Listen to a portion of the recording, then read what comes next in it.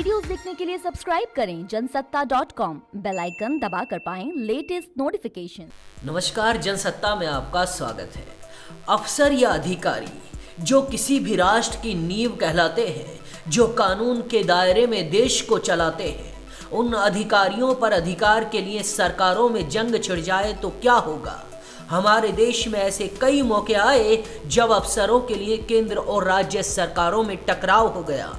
फिलहाल पश्चिम बंगाल के 3 अफसर सबसे ज्यादा चर्चा में हैं। पश्चिम बंगाल के 3 आईपीएस अधिकारियों को केंद्रीय गृह मंत्रालय ने दिल्ली रिपोर्ट करने के लिए कहा है। यानी एक तरह से अधिकारियों को केंद्रीय प्रतिनियुक्ति पर बुलाया गया है। इन तीनों अफसरों पर आरोप है कि ये बीजेपी के राष्ट्रीय अध्यक्ष जेपी नड्डा के कार्यक्रमों के दौरान अपनी जिम्मेदारियां निभाने में नाकाम रहे हैं। ये तीनों अफसर हैं भोलानाथ पांडे, प्रवीण त्रिपाठी, राजीव मिश्रा।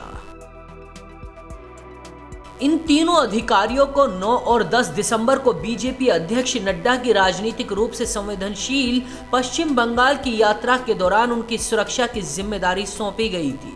लेकिन नड्डा की रैली में जमकर हंगामा और तोड़फोड़ हुई, जिसके बाद केंद्र ने अधिकारियों को दिल्ली रिपोर्ट करने का आदेश जारी किया। केंद्र ने इस दौरान राज्य सरकार की सहमति नहीं ली।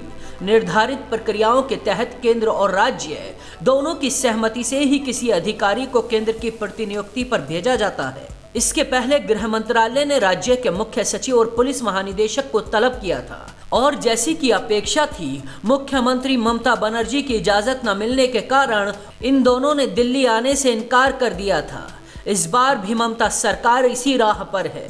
ममता सरकार ने अधिकारियों को भेजने से इनकार कर दिया है। अब सवाल यह है, इसके बाद भारत सरकार के पास क्या विकल्प बचते हैं?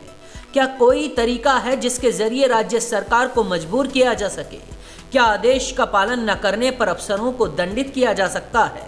अगर ये मामला सुप्रीम कोर्ट जाता है तो सुप्रीम कोर्ट क्या करेगा? सुप्रीम कोर्ट की किसी भी संविधान पीठ को अनुच्छेद 212 से जुड़े प्रश्नों पर विस्तार से विचार करना होगा और राज्य और केंद्र के बीच के रास्ते को निकालना होगा। यह सवाल सिर्फ पश्चिम बंगाल के 3 अधिकारियों का नहीं है। ये बहुत स्वाभाविक है कि अक्सर केंद्र और राज्य में अलग अलग दलों की सरकारें होंगी। ऐसे में अखिल भारतीय सेवाओं के अधिकारियों पर किसी का अधिकार की खाई और गहराएगी। अखिल भारतीय सेवा 1969 के नियम 7 के मुताबिक राज्य सरकार के अधीन तैनात सिविल सेवा अधिकारियों के खिलाफ केंद्र कोई कार्रवाई नहीं कर सकता है। अगर अधिकारी राज्य के अधीन अपनी सेवा दे रहा है तो प्राधिकरण कार्यवाही और जुर्माने का अधिकार राज्य के पास होगा। वहीं अगर किसी एक अधिकारी के खिलाफ कार्रवाई होनी है तो उसके लिए केंद्र और राज्य दोनों की सहमति की आवश्यकता है। भारतीय पुलिस सेवा 1954 के नियम के मुताबिक किसी भी तरह की असहमति होने पर राज्य को केंद्र के लिए फैसले को मानना होगा। जैसी तस्वीर अभी पश्चिम बंगाल में बनी है, ठीक वैसी ही एक बार अटल सरकार और जयललिता के बीच हुआ था। अगस्त 2001 में तमिलनाडु और केंद्र सरकार के बीच तकरार 3 आईपीएस अधिकारियों के तबादले को लेकर थी।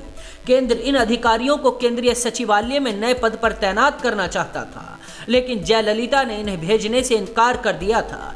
तब कैट ने अधिकारियों के इस तबादले पर रोक लगाई थी।